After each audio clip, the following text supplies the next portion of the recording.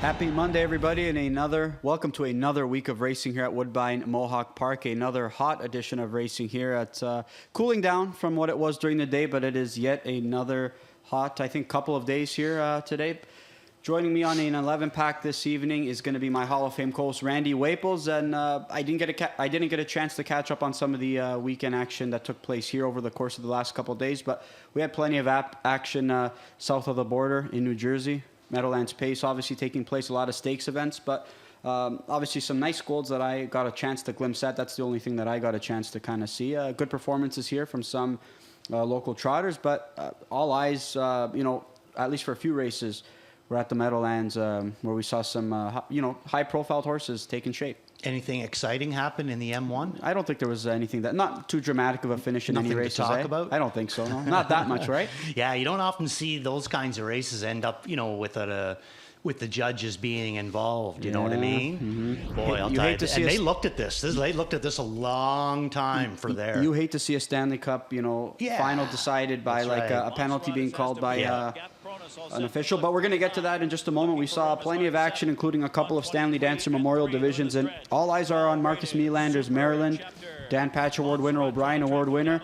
But I tell you what, Randy, this Super Chapter, he had a really nice rookie campaign, and he's coming back. He's been perfect so far throughout his 3-year-old season. Yeah, it looks really, really strong on the end of it. It looked like Dave was going to make a little bit of a rush, and then Dexter started him back up again, and he just took off like a bullet. There was lots left in that guy. I think that he's getting a lot better, and he's showing a lot more versatility. He's showing a lot more depth on the big track, and you can see that by his 50 and 3 mile. But all eyes were on this head-to-head matchup between Maryland and Go Dog Go, and that's exactly what we got to see during a nice stretch drive there. Tell me what you saw in this Go Dog Go win. I thought that they both raced incredibly good, you know what I mean? And I like the fact that Maryland was fighting him. He wasn't just letting him go, but this is the part where I start to see the difference.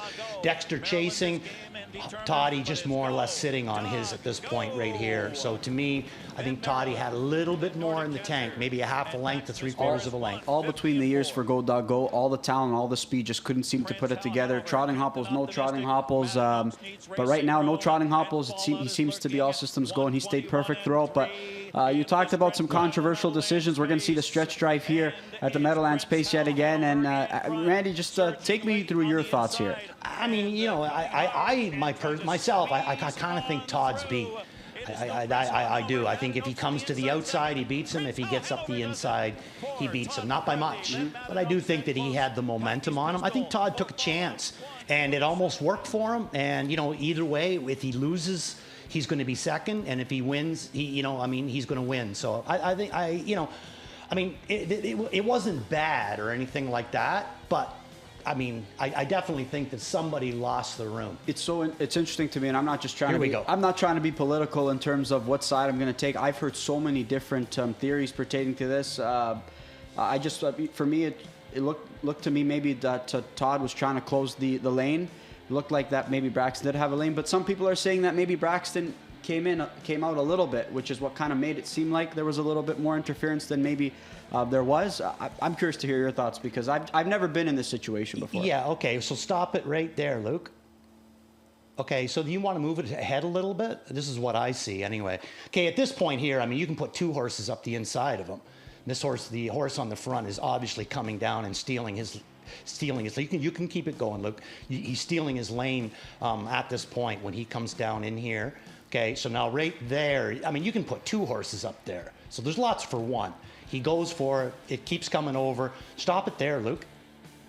Okay, now this point here, Braxton's got nowhere left to go on the inside. And, Toddy's not giving him any room on the outside. He's making things as tight as possible for him, basically trying to take away his momentum. You can go, Luke.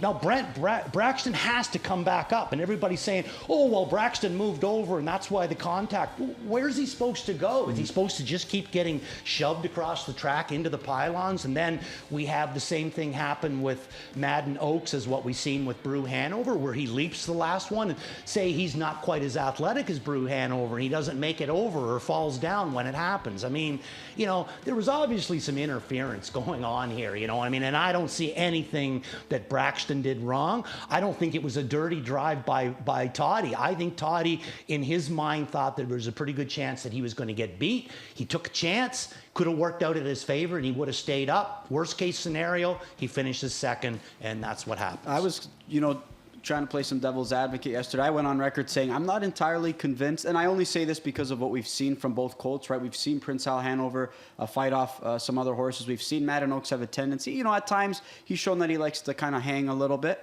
I'm not sure. I would have loved to see a clear shot like he got in the North America Cup, and I wanted to see those two colts duke it out. It looked like probably that Madden Oaks was going to get the job done anyways, I'm sure, but I would have liked to see it, obviously. I think if you go back to the head of the lane, he was going to get his chance. Mm-hmm. The two of them were going to race like a team to the wire. Mm-hmm. I honestly think that at that point, Toddy knew the momentum was on the inside.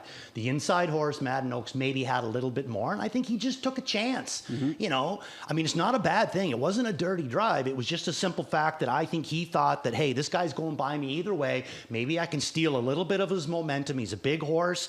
I'll have to get him to start him back up again. And that's, if there's no contact, I'm not even sure if he comes down. Yeah. But I think it was more the contact. That's when they had to make their call. And I don't believe that it was because Braxton tried to do anything. I simply think Braxton was running out of room and he had to get back onto the track. Never want to be in that situation. It's kind of awful for, obviously, Todd McCarthy. It's awful for Doc Moore. It's awful for the owners. It's awful for even guys like Braxton Boyd and Cam Capone fans. Yeah, I was talking to Braxton, and I just said, this is a really big moment, and he was elated to win it. Don't get me wrong. He just said, I wish I could have given that fist pump after the wire. Yeah, I'm sure he did. Everybody wants to, just kind of win it without, being DQ'd or placed up. Doc Moore knows what it's like to be on the right end of this and on the wrong side of it as well. Obviously, Lawless Shadow getting placed up over Charlie May.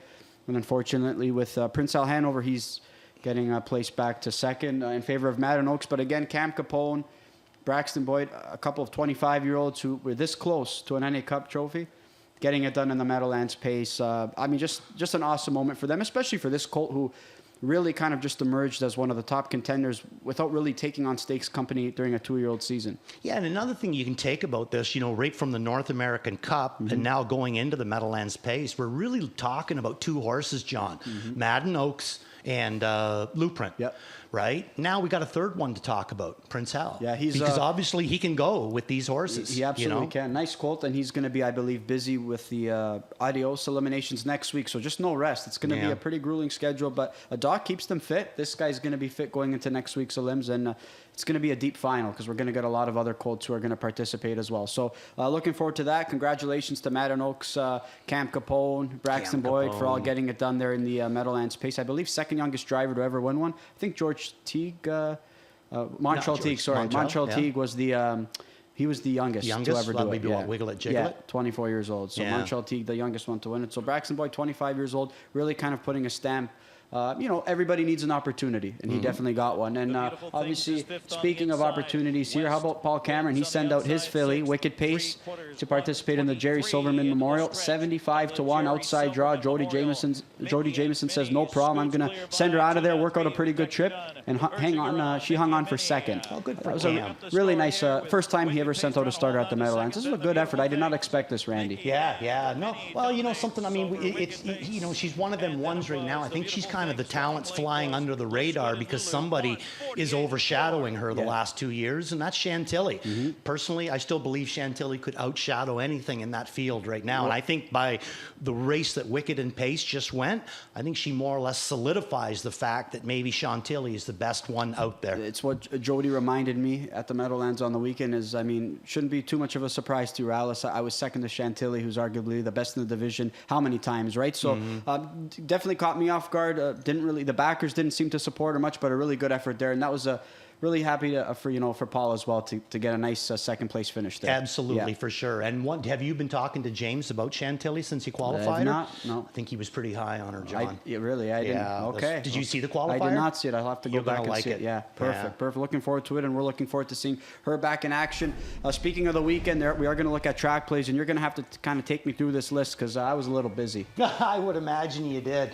It's pretty well the same. We're the ones and twos. We did have third back in race 9, and then we had, from 5 back in race number 1 in a short field of 8.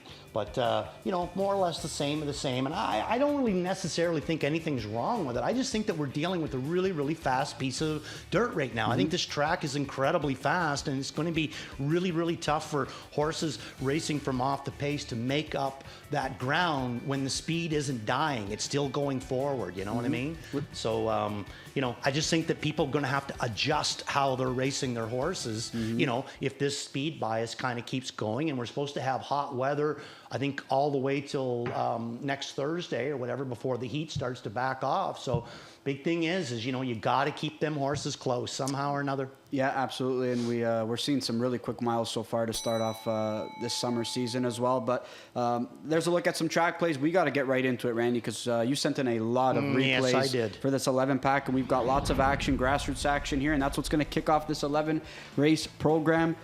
Ontario Sire Stakes Grassroots Leg 1, 2-year-old trotting fillies. A field of 10. I found this to be such a tricky race, and that's what we're seeing from the odds board too, right? Lukewarm 7-2 favorite being ICU. The direction that you're going to go here in this spot, despite an 8th place finish in her seasonal debut, and you'd like to highlight that effort last time out as well. Yeah, ICU. We're going to show 2 replays in here, but which is that the first one we're going to show, Luke? Okay, so ICU is going to come up, and we're going to show the last. Is it the last qualifier or the race did I send? Race. Yes, the race. Okay, so the last qualifier, she's a winner, last quarter in 28 and change. Now she goes into the 10 hole for her very, very first start, and she's going to hook on to a Rhonda May is going to win this race. She looked really, really good, but I think that this was just a test by JR. You know what I mean? Get everything around. What are you going to do from the 10 hole, first lifetime start? If I own the filly, he's doing everything perfectly with her. I know he's not making up any ground, and Jody's sitting comfortable up here. We got a middle race kind of going on, but what I took from it was the fact that she'd already showed 2 real substantially good qualifiers, and then he just did nothing in this race out of the 10 hole, and I think that that's going to actually pay dividends for her. I think she's going to come into this race much, very, very fresh. She's already dealt with the rail one time, so we know that that's out of the way. She ended up getting away 4th, so ICU, the way I'm going to go. But the 2 horse, Just All Out. Interesting one here. Louis Waugh had a choice. He could have went with this one, or he could have went with the one that he is going to go with, HP Sophie for Chantel Mitchell. But James McDonald picking this one up, and 2 good qualifiers at Grand River. This is a Green Manalishi as well. Winner both times, and Pan Forgy, when she brings horses here, they usually make a good account of themselves. I just watched her take this one out and warm her up. I wouldn't say that she's overly big, like tall, but got a nice body to her, good build to her. So 1-2 is the way I'm going to go. Yourself? And Lauren, I went to the direction of Just All Out. Lauren House taking this filly out for a spin there in that qualifying effort. She looks like a pretty handy filly to me. I think that's going to bode well here coming into her first career start. I agree with you too, especially down the inside of the gate, right? That usually seems to be the trickiest spot. I really don't know how to assess the rail horse, ICU. I get that maybe it was just a trip around the track. The qualifying effort really was a good one on June 27th. I just don't know how to assess an effort like that. I think it's going to be interesting, but I'll tell you what, she's taking support, so maybe some see what you see. Yeah, well, I mean, like even the first qualifier, though, John, I mean, that was a good effort. She finished 3rd in there, but she didn't lose any ground, and that was in against Barbara May, who's put up a couple of decent races here. So, bit of a reference there, but yeah, that's the way I'm going to go. ICU. A competitive affair to kick off the opening race of this pick 5 sequence Sunday night. So one that I had a lot of trouble with. I spread in this opening leg. But we're going to move on to race number 3 here, and we're going to go to more grassroots action, more trotting fillies, but this time the sophomore division. We got a field of 7 here. In the morning line favorite, Ocean View Rumors. 3rd place effort last time out on a grassroots starters affair. I thought she was just in a little bit too tough. I think the ones who finished ahead of her are just a little bit better, or maybe more ahead right now, I should say. She was a winner last time in the leg prior on June 24th. I think she's going to double up here. What about you? Which one? Ocean View Rumors. Yeah, I agree with you. I got her up on top too. And what kind of did it for me, we're going to see this last replay. I thought it was a good one. And what kind of does it for me with her is we see so many different styles of her ability. She can come first over, race good. She can chop miles, race good. She can race down in amongst them and race good as well. So I think Bobby's got a lot of different ways to apply this race. The 7 horse Resolve. Now, we're not going to show a replay in on her, but I got her in for second. And the biggest thing that I'm seeing with Resolved is that this is going to be 4-start Lasix for her, and I see some real improvement on her since she's gone on Lasix. So I'm going to throw a part of it into it with her, but Ocean View Rumor is going to come up with a nice third here for Bob. Getting a little bit tired on the end of it there, but I always find that when she does race in the grassroots, Shane usually has her right on her game. Her last win actually was in a grassroots where Bobby made a big move with her going to the half, ends up winning in there in 55 with her. So again, he doesn't mind moving her either. So I think Ocean View Rumors is probably going to be the one of the ones that are in here. I think there's a better chance we're going to catch a little bit of a price on her as opposed to the Benoit Bergeron. His barn's racing good again, and when Benoit's barn starts to heat up, boy, oh boy, it's tough to catch a price on him. Well, she finished second to a rival who's going to be participating in another grassroots leg. So PL Stevie, who got a nice confidence-boosting score last time out, ahead of the neck in this leg. So Ocean View Rumors, though, I just don't. I know she maybe wasn't moving as well as I would have liked to see at the end of it, but we've seen this over the course of the last few years. Some horses are just primed for these grassroots legs, right? When you want to get the points, where you want to, just obviously for these divisions and these legs, I think we see a little bit more out of some of these rivals. I think we're going to see a nice effort here from Ocean View Rumors, who has already shown, really good efforts here. Yeah, I mean, in her last 3 starts, she win 2 down in the grassroots, and then the other 2 grassroots starters, she got beat by Foxy Amy, who technically, to me, I think is the best grassrooter now. I would have to say one who we're going to see later on in the program as well. Ivy Lynn, I mean, she just hasn't been sharp over her last few tries. So what do you make of her tonight? I still say at some point I want to see her come out on the Lasix program. I think there's a lot more to her. We're just not seeing her giving her 100% effort. So I threw her in on the bottom because I think the talent is there. Yeah, Louis Waboard here as she starts from the rail. There's a look at race number 3, and we're going to move on to race number 4 here. 2-year-old Colts and Geldings, non-winners of 1. We're scratched down to a field of 7 here. There's a son of Cattle Wash who put forth a nice showing in his most recent qualifier on July 7th, one that you're going to go on top here this evening. And there's another one that I'm intrigued with here, a Kawartha Downs shipper, Winsun Tuxedo, I'm going to peg on top. Let's have a look at the 6-figure yearling purchase here, this son of Cattle Wash, D.A. Bodacious. Let's check out his most recent qualifier. Yeah, I mean, it was a good one. And, another thing, too, Danny Legacy, and I know, John, when his barn starts to heat up, look out. Because, boy, can this guy win races in bunches, So far this season, only the 2 wins out of 14 starts. But like I said, when he starts to heat up, look out, because he can really put some win streaks out. This one, third quarter and 28 flat in his last qualifier, and you think maybe get a little bit tired, but no, 28-3 on the end of it as well. Trevor Henry goes with this one. Just absolutely love Trevor on young horses, pacers or trotters.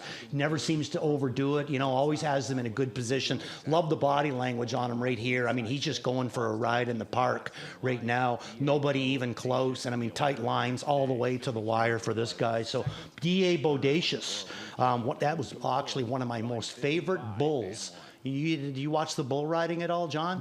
He was a great bull named Bodacious. But anyway, he's going to be my pick now. Winsun Tuxedo, I got him in for third. Our great production crew is going to show us the replay from Kawartha Downs. You got him on top. You tell me what you like about Winsun Tuxedo. I liked that effort last time out. I thought it was a measured victory in that most recent start. I think he just got up there. You could see some tight lines from Bradley Ray, and I thought it was Braden or Bradley. I'm drawing a blank here, but he was a nice measured victory by him. You could see a couple whip tap reminders there, and then he just kind of sits chilly in the bike and was able to get up in the final strides. But I think he knew he got there, so hoping that he can put forth a similar effort here on the big track. James had his choice over TF High Voltage, especially driving for Murray Breather, and he obviously sits behind a lot of youngsters and horses for him. He's opting for one of Christina Ray here. Never sat behind this guy. Maybe he liked what he saw, or maybe he heard some good things, but I'm going to go in the direction of this son of Better Than Cheddar. Okay, now where I'm kind of taken from a little bit there is the fact that Murray and Brad Ray are really, really tight friends. And I got a feeling that James came out on both of them, and Murray probably said to him, I think the other colt's better, go with him. That would be my guess. That would be my guess. Or maybe he's just ready sooner. He's had a race under his belt, you know what I mean? It was a good one. Maybe Murray's thinking that from the rail, there's going to be 3 rails in a row for Murray's colt, that, James could have a better chance of winning this race this way. That would be my guess anyway. But boy, did he ever look good up in Kawartha there. Yeah, I really did. I think he's going to need to step up to beat Diego Audacious, but one that I'm going to try and pull off the minor upset here. But I think he's going to take some support here. What about the 5-horse? I threw him in for second. I mean, that is a huge effort in that one race. 52 last quarter, 27-1 in against Dr. Dave, who I looked to be pretty good the other night. I think I went a little light on him, though. Second in a maiden, 2 starts back in his career debut. And like you said, I think he just hooked up tougher in what was a big mile last time out. So I don't even think I used him on my ticket here. So one that I probably was a little light on, I think. Okay. All right, cool. We're going to move on to race number 5 here. This is going to close out the early pick 5 sequence. More grassroots action for 2-year-old trotting fillies. We've got a field of 10. Again, another race I found to be really competitive. Agreed. And tough to handicap. The morning line favorite is going to be the 6-horse Timeless. We're going to get a shoeing change, Steel to a Loom behind. She's got a good draw to work with and a tightener under her belt.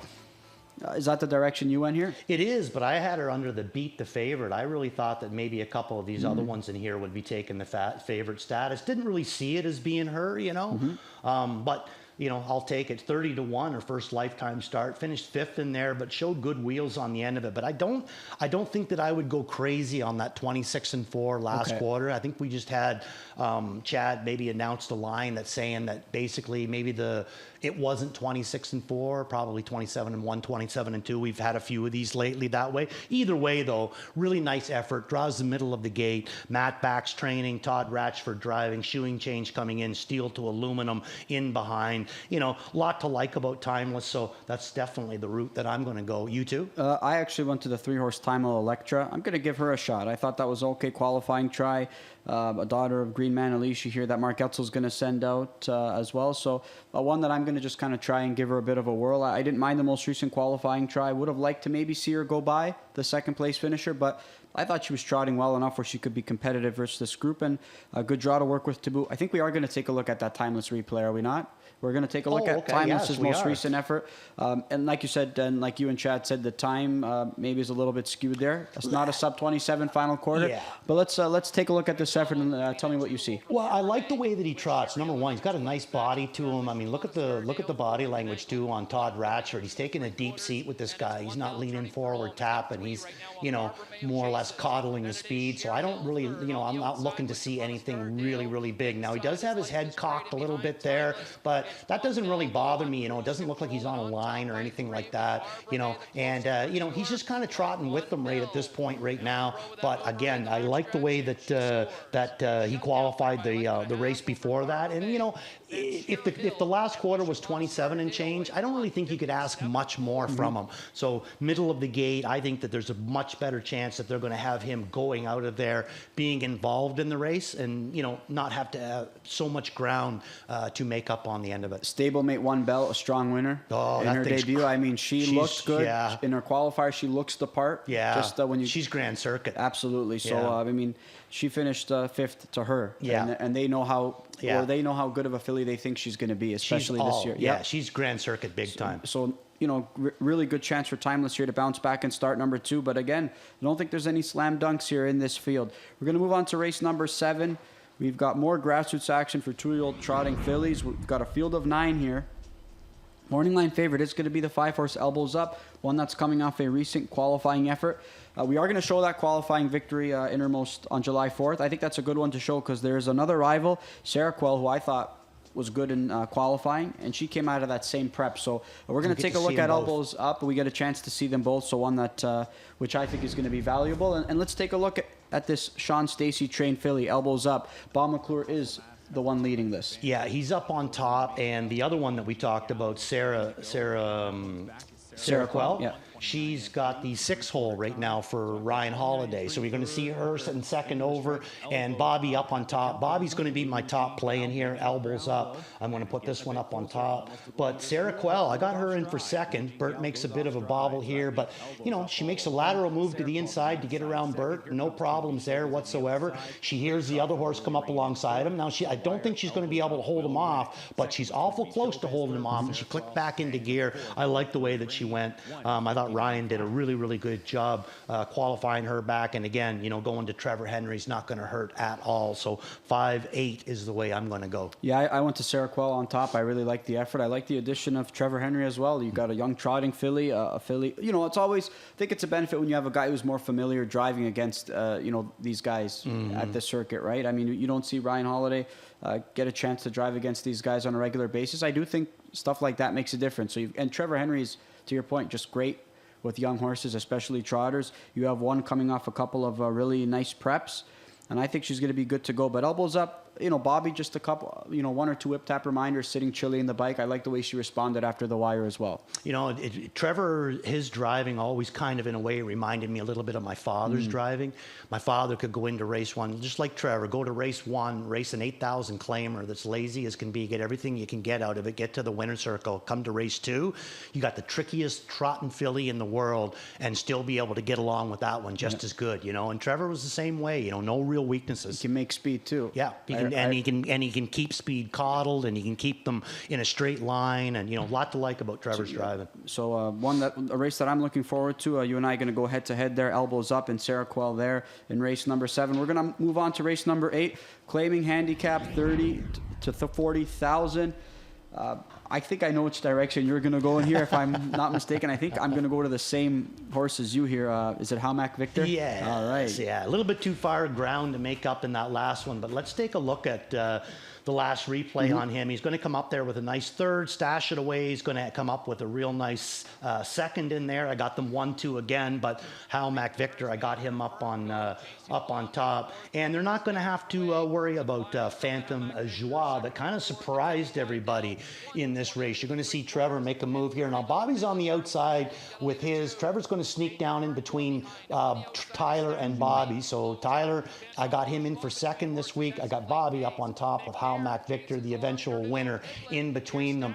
But, I don't think either one of them at this point thought that they were going to beat Trevor, but they were just more or less waiting to see who was going to be second and third in there. Unfortunately, I had him up on top, and I ended up finishing third in there. But I think that he's got a better post to work with from here tonight, Howmack Victor. And I don't think it was a bad race, so I'm going to take a chance and come right back to him again. Racing luck, right, for Phantom Joie. I mean, who was able to get out. Obviously, Howmack Victor drifting out there, and he was able to had the livest legs late, was able to kind of slip up there and then just take advantage of what was a clean trip. But Howmack Victor, we talked about it last time out, this seems to be his class. I think he'll be more competitive against a group like this, and I think others will show that as well. Stash It Away seems to be competitive here as well. Dirty Little Piglet, we just don't know what we're going to see from him. I mean, he got rated a lot more manageably last time out. He just didn't have enough pony late. That's he the problem. just got tired. I mean, you thought he would have gotten tired on June 30th when he was chopping it out, those heavy panels, and he was able to go 49 in 1 mile. He just wasn't able to do it 2 weeks in a row. What about, are we seeing a resurgence of B. Stoney, or was that just a James McDonald viciously good drive? Yeah, that was just able to hold off, want to be a big star. Or was it both? Yeah, probably a bit of both. That's yeah, what I'm thinking too, a little bit of both. All right, there's a look at race number 8. This class is always so tough and competitive to handicap. I think that you can make a case for anybody when they're on their game here. Don't you love claimers? Yep, this is why. Exactly. I mean, it's fantastic. You can go to a different horse every week if they stay in this class. Century Inspector in a more manageable spot here, I think, but probably just a little bit short compared to some of these other rivals. We've got more pop-up series action here. We've got for some trotters. A field of 8. Morning line favorite, the 2-horse What About Elmo, one that I'm going to go with. I think this is a better spot for him. What about you? Same thing, and I think he's another horse that's really starting to get better as the season goes on. We've seen it about 3 weeks ago. He's really starting to kind of come back around. Paul Reed, obviously looks like he's got some power to work with this year. Got a real nice... which one was the one that he won with the other night there? Trotting Filly, Green Man. Flowing Tribute. Yeah. Oh my God, what a doll that is. Nice filly. So anyway, What About Elmo? I'm going to go the same way, my friend. I just thought, again, nice effort here. He's going to come, to me, probably a little bit of a drop down. In this class, he's not going to have to face, Fade Away Hanover or the Tactical Filly, Tactical Strike of Desiree Jones's. So I think this is a little bit more of a likable spot, and he's racing good. Tyler's doing, and Tyler's winning a few races. His dad's horses are live right right now. I think Tyler's got some good mojo going. And like I said, he's not doing anything flashy, but he's not really, stopping or he's usually one of the only ones that keeps coming forward. And like I said, he's not going to have to deal with the horse that ended up winning that race in here tonight. He's not going to have to deal with the horse that finished second in there. So I just think it's a little bit more of a likable spot for What About Elmo. Still would have loved to see a little bit more, pop at the end of it when late. Obviously got a pretty favorable trip. I thought maybe being behind that rival, he'd braven up a little bit. You always want to see a little bit more pop. I just think that this is a more manageable group here. I just don't. Agreed. Nobody stands out to me. I can't say that What About Elmo stands out to me a great deal either now, despite. But I think on class alone, given the rivals he's taken on, I think he'll have every opportunity to get the job done. I don't want to discount a horse like Devil's Arch, but he's just not in form over his last couple of tries. Cadillac Moon, I think he could really benefit from working out a good trip as well. Yeah, I agree too. And, James going back to Twinbee Archie, I know the form's not good right now, but number one, we both know how well James gets along with this horse. And number two, maybe Twinbee Archie's form doesn't have to be spot on to take this group down. Good draw to work with, James McDonald. I think those are some positives. I just haven't seen enough pop late. If there's one horse I haven't seen anything out of late in the mile, it's him right now. But you never know. Might be able to trip himself out and get the job done here. We're going to move on to race number 10. You spoke about this filly earlier on in the pre-show. Foxy Amy won that 2 wins over her last 3 tries. James McDonald and Doug McNair piloting those victories. She starts from the rail here off a nice win last time out with a pretty good one on her back as well. Yeah, no doubt about that. She's so good right now. And Paul made it looks like he made a choice, and he's going to be using Dougie on this one in the stake races. And great choice, because obviously McNair has fit this one very, very good. This is a tough race. The inside, I used all inside 4. And, I even had to give a couple of looks at Wise Queen Beth, who I think is maybe just starting to kind of show a little bit of a pulse too. But the replay, although Foxy Amy is going to be my top play in here, and I got her down as being the best in this race, this 4 horse, I think we should take a serious look at this Ken Susi trainee. This is Tahanta, and we're going to show the replay of this one. And I got her down with a star as BOE, which in Randy's speak is big on end. So we're going to see Tahanta, Travis Cullen driving this one. Louis Waugh going to be driving this one tonight. Paul McDonnell, who usually drives Tahanta, he won't be on this one because he's the trainer of Foxy Amy. So it looked like Ken had to go looking for a driver, and Louis Waugh is where he settled on. And like I said, I thought, some good effort by Tahanta too to finish second in here for Travis Cullen. Really the only one with some go on the end of it. She just clips by Ricky with Shampoo Girl on the end of it, but more the run out here. The run out, she's still got good wheels on the end of it. So I'm going to go 1-4. Did you use 4 at all? I used the 4 underneath. I won't discount her effort last time out. I do think the line looks a little bit different if Bobby doesn't completely shut down his charge. Halfway down the lane. I mean, Stormont Beautiful, we know she's a gold filly. Yeah. So but Tahanta has been racing really well. We've seen some troubled trips from her. Wasn't really put in play in that most recent grassroots try, but that was on a night where a lot of rivals were leaving. And who was moving well at the end of it was Tahanta on a night where it was all front end speed who was benefiting, right? So I thought that was a major positive for her. One that I was waiting on to take a shot with next time out, but then she hooked Stormont Beautiful. And now she hooks Foxy Amy. So the one that merits a lot of respect for me, but just not one that I can put on top right now. Yeah. Now, what about Ricky deciding to go to James on Shampoo Girl? Now, she's been racing great for Ricky her last couple there. Are we going to see that much of a difference with James on it? We saw her break her maiden last time out in one start with James from Post 10, right? So, I mean, she's familiar with this filly. He got the job done, and then we saw no more of her from what was a quick rookie campaign, just in and out. And, they got along well the only time that they were paired up together. Maybe this is one who Ricky says, all right, it's go time, right? What's your numbers in this race? I went 1, 4, 5, 2, I believe. Okay, yeah. We're pretty well the same numbers. Ricky getting a New York Sire Stakes win with I'll have a red. Remember that trotting filly ended up winning, was gapping the turn that one night on a Thursday. Scott Zeron piling her to victory at Tioga. A dominant score for her. And Ricky had a big night Saturday night with Miss Chantilly and a couple of other ones there too. She's got it all. She's got it all, getting it done too. Yeah, she's got it all. Yeah. His barn is on fire. His barn is hot, so maybe something to consider there. Race number 10 with Shampoo Girl drawing the circuit's leading driver as well. We're going to move on to the finale here, race number 11. Field of 10 here, and we've got a familiar face returning from the outside, windblown. just a little bit too tough last time out in his return, Randy. But we know what this guy's capable of when he's at his best. Yeah, so let's take a look at him now. This is his last start. Had the 7-hole, it's obviously shipped up from Charlottetown, PEI.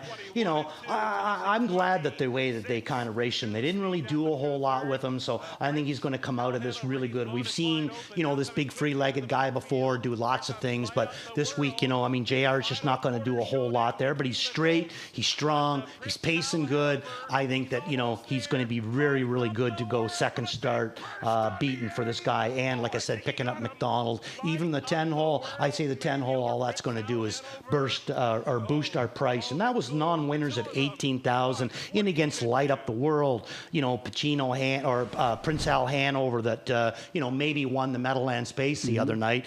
And Jack Panic, those kinds of horses. This is a huge drop down for him. Bold Spirit's going to be tough, but let's take a look at Rochester Flash in here, John. This is another one that I know he's coming out of the claimers, but he's bringing form. He's also bringing second start Lasix. First start Lasix, I thought this is the one here, and I thought that this was a good one for Bobby McClure and Kyle Fellows on Rochester Flash. You can see Bobby on the far outside. He's just going to be picking him up, and like I said, first start Lasix on this one. I thought it was great movement on the end of it here. Second start Lasix, I think, is going to be even better for him. It's just, he's going to have to meet up against some real killers, but he's bringing form.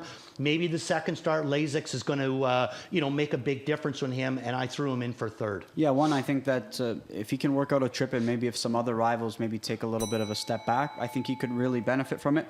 Windblown, maybe he hasn't hit the board over his last 3 tries, one that I'm going to go from the outside, but look at the company he's been taking on. Save America, B2B, Island Beach Boy, Marigo Magic, Roll-Em. I mean, those are some pretty good rivals there. So this is a much more manageable spot. He still paced a 54 flat back half, and I'm expecting him to kind of just set sail from the outside and just try and bottom out this field because that's his preferred racing style. I agree. Now, what about the 8-horse? You used him. Yeah, I threw him in for second. I think he could take another step forward here, second time out in the Dave Maneri camp. It just, obviously, it worked out a pretty good trip and maybe just kind of gapped a little bit. He's a little bit tricky to trust, though. He's one that, did take support over at the Meadowlands, but maybe not one that always delivered on that promise. It seems to me like he's a little light on the winds. Yeah. Right. He needs a lot to go his way.